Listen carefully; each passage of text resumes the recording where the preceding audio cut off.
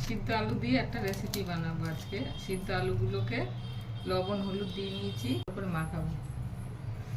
একটু একটু রসুন কুচো দিলাম, একটু আদা কুচো দিলাম, একটু লঙ্কা দিলাম, কুচনো লঙ্কা। লঙ্কাটা পরিমাণ কমই দিতে হবে। আর কটা পেঁয়াজ দিলাম, দিয়ে কর্নফ্লাওয়ার দিয়ে মাখাবো।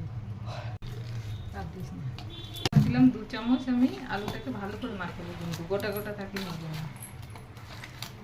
মাখানোটা হয়ে গেছে। আমি একটু সাদা তেল দিয়ে নিয়েছি, থালাটার উপরেও একটু তেল দিয়ে নিয়েছি। এবার গোল গোল বল করবো, করে গরম জলে সিদ্ধ করবো। বলগুলো বানানো হয়ে গেছে। ফুটন্ত জলের মধ্যে দিয়ে দিলাম, দিয়ে সিদ্ধ করে তুলে নেবো।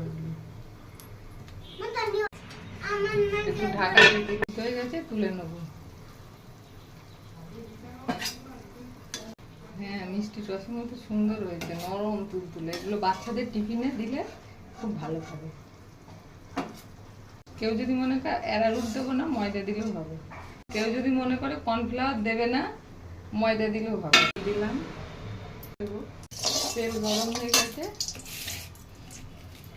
এবার রসুন কুচনো দিলাম কটা, কুচনো লঙ্কা আর কুচনো পেঁয়াজ আর কিছু দিলাম, ভেজে নেবো। একটু লবণ দিয়ে আছে, দিলাম একটু চিনি দিলাম।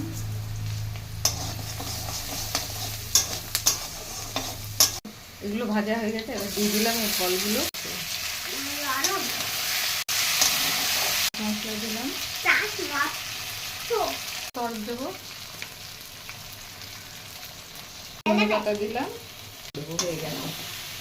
এই রেসিপিটা বানিয়ে খাওয়া খাবে, ওদেরও ভালো লাগবে, বাচ্চাদেরও ভালো লাগবে।